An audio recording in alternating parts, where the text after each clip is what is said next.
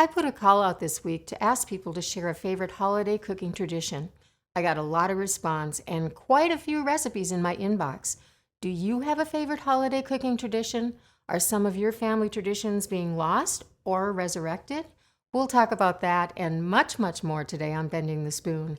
But before we get to that, I'd like to remind you that if you like recipes, go to BonicelliCookingClub.com and sign up for my email list and check out all of the options for participating in the club. And if you like what you hear today, hop over to podchaser.com and leave Bending the Spoon a positive review. Also, for the video version of this podcast, subscribe to Bonicelli Cooking Club on YouTube.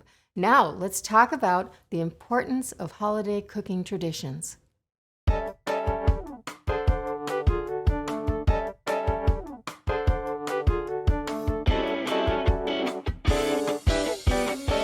I am the granddaughter of Italian-American immigrants and grew up on the Minnesota Iron Range in the town of Chisholm. My grandparents met in America, even though they were from neighboring towns in the Dolomites in northern Italy. Maybe it wasn't all that surprising that they met here, since most Italians didn't speak English and had no American friends or family, my grandparents included.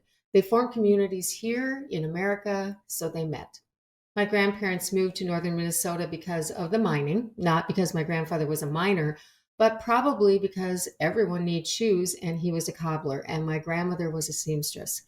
Thousands of immigrants moved to places like Chisholm on the Minnesota Iron Range to work for the iron mines or do jobs supporting the mining industry.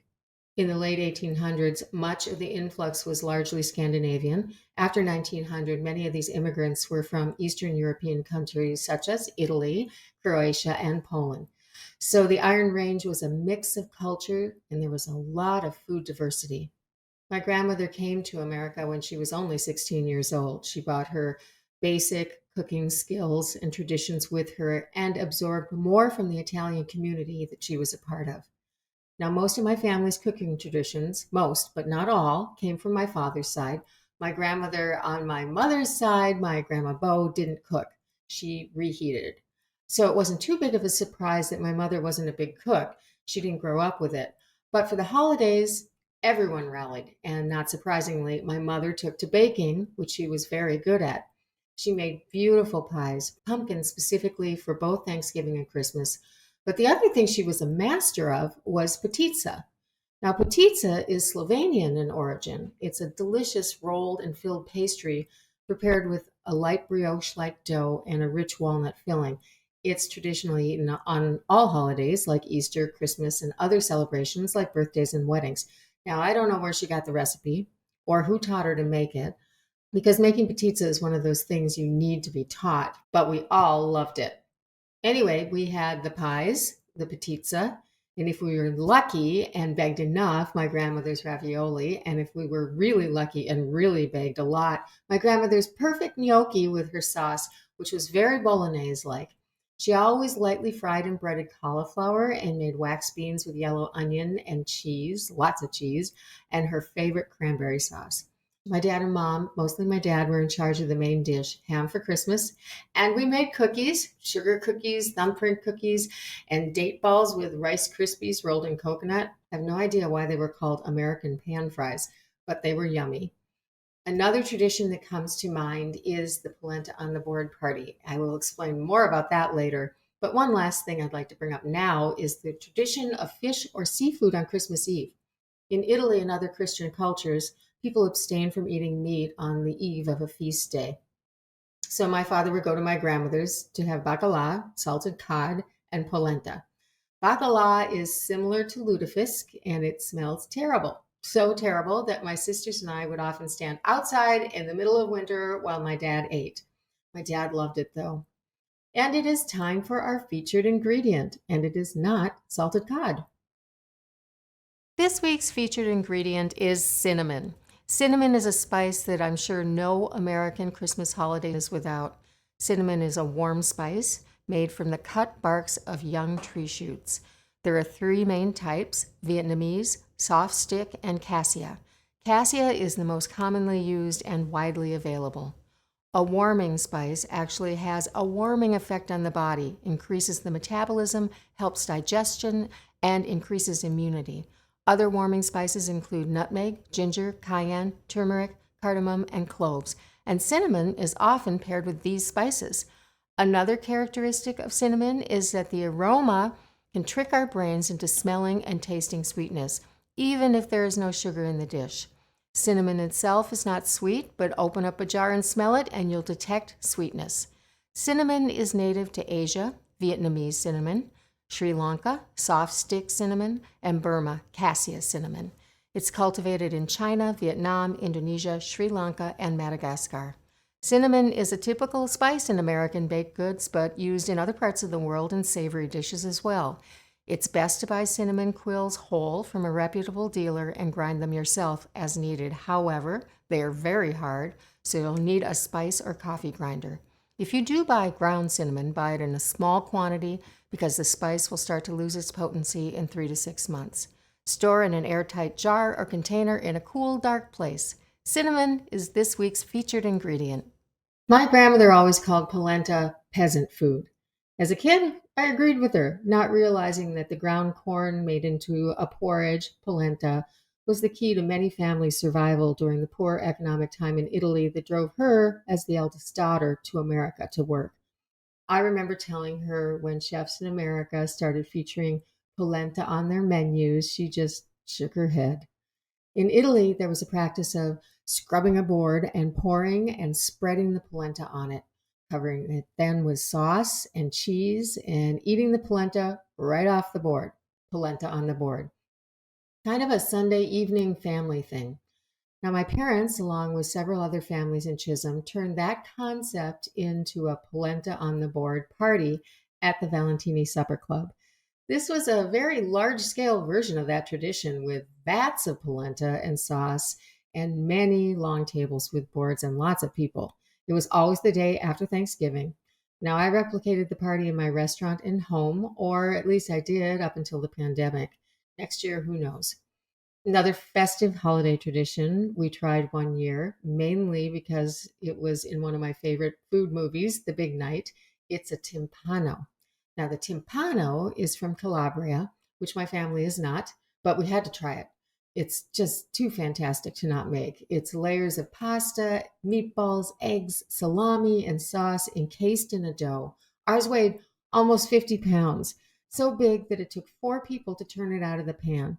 We had 30 people at that party and we could have served 60.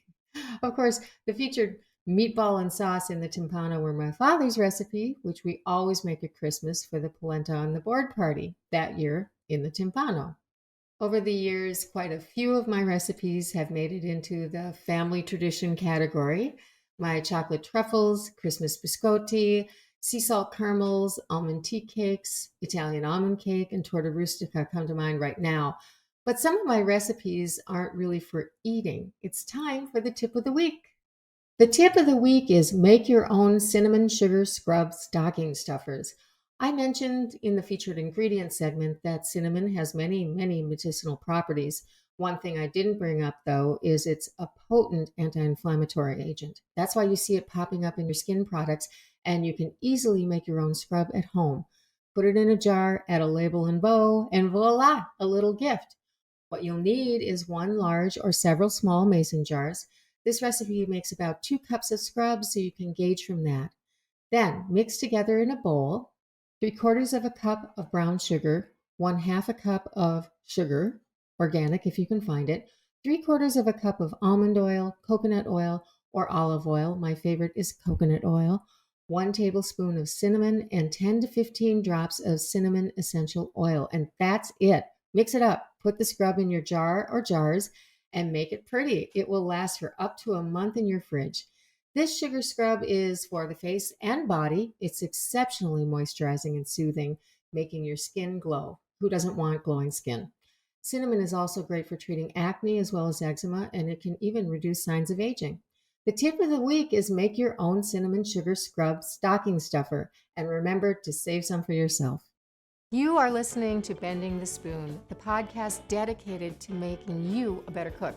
I'm Chef Laura Bonicelli, and I want to remind you that if you like recipes, go to BonicelliCookingClub.com and sign up for my email list and check out all of the options of participating in the club. And if you like what you hear today, hop over to podchaser.com and leave Bending the Spoon a positive review. Also, for the video version of this podcast, subscribe to Bonicelli Cooking Club on YouTube. Now, back to our episode.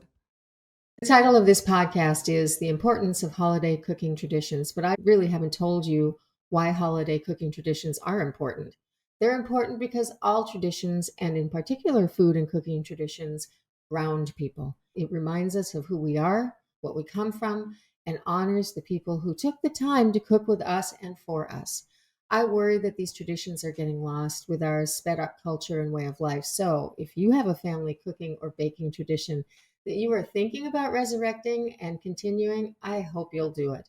Even if you don't have the recipe, find something similar and make it into a project. Involve the kids, the sisters, the brothers, the cousins, the aunts, the uncles, the friends, mom and dad, the dog. Make it or a new recipe, create and continue your family cooking traditions. They are important because they are yours.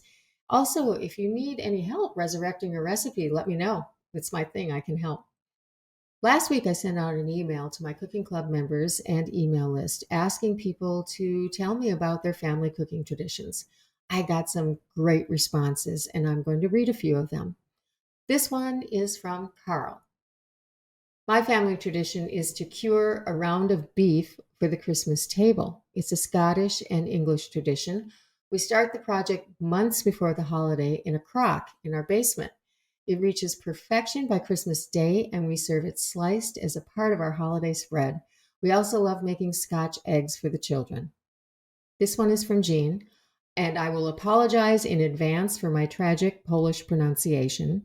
Pączki has been a Polish holiday treat in my family for generations. I remember making them with my grandmother, Anna Nalapinski-Lukaszewski, my mother, father, sister, and brother. Yes, our whole family participated. Mostly because pączki is best eaten hot from the deep fat fryer. If you helped, you got first dibs. A holeless donut with filling on the inside. Pączki are fried and then cut in half, put a dab of jam, then put the two halves back together and roll in fine sugar. The tradition continues. It is not Christmas without them. We have had 3 generations of pączki making gatherings. During the COVID years, I would take a day or two and make them to deliver to our families. Many memories over the years have been created around Polish holiday traditions. Pączki is one of my favorites. Thank you, Jean, for sharing your family story and continuing that tradition even through COVID, especially through COVID. Most importantly, thanks for including my house in your tradition. Here's another one. This one is from Darla. I still live in the small town where I grew up, and I'm happy to say I still have many memories of my childhood friends close by. Our mothers participated in a church-coordinated cookie exchange every year. We continue that tradition, giving everyone participating a chance to enjoy cookies they remember from their youth and new ones too.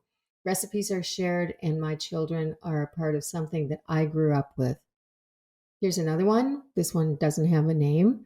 We honor our Mexican heritage by making tamales every Christmas Day. We are fortunate to have 4 generations living close together. Everyone cooks, everyone eats. And here's one last one.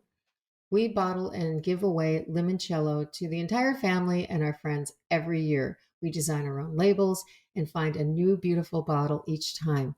We have the bottles glistening with bows sitting by the door for our guests to take on their way out. Beautiful tradition, and I'm sure beautiful bottles. Lots of lemon and vodka. We are just scratching the surface here. There are holiday cooking traditions from all over the world. Thank you, everyone, for sharing your family cooking tradition stories with me. And now it's time for the top tool. My top tool for the importance of holiday cooking traditions is the Wilton Cookie Press. Cookie presses are made specifically for Spritz cookies. And I did not grow up making Spritz, and in fact, I didn't like them when I was a kid because my grandmother would get tins of them, not homemade, they were manufactured, and I'm not sure where she got them, but they would always end up at our house. So I thought of them as kind of a filler cookie. Put them on the plate with all the good cookies just to make the plate look full, but they were dry and pretty tasteless. And everyone else thought so too because no one ate them. Because of those cookies, I never made Spritz. Now, a few years ago, I bought a whole bunch of restaurant equipment. I was buying stoves and refrigerators, but there were random items included in the package. And included was this cookie press. I never used it, but it was brand new, still in the package, so I hung on to it and put it in a drawer. Now, this year, I thought I'd get it out because it might be fun to press cookies with my grandson. And I came up with a base recipe, one with lemon and then one with cinnamon. And guess what? This is really fun to use, and it makes absolutely perfect cookies. And my grandson loved it. And the cookies are actually great. They are soft, they are perfect.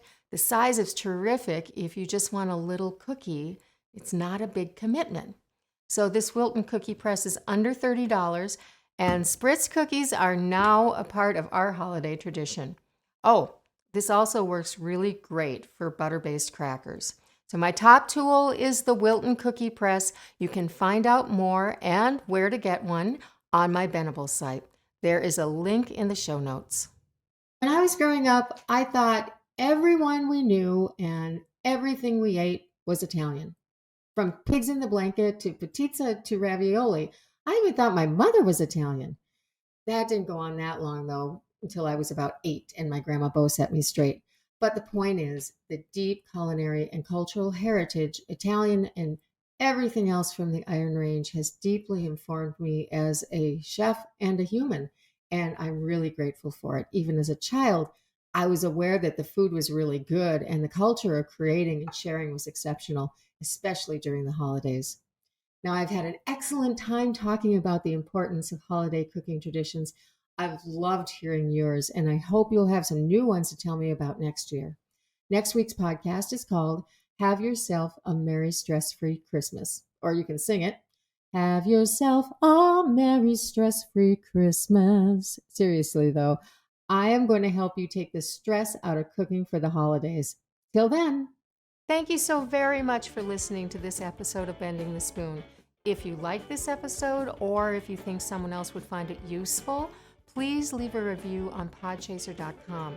And if you have any questions for me, find me on Instagram or YouTube or go to BonicelliCookingClub.com and leave me a message. Thank you, and go and make some magic in your kitchen.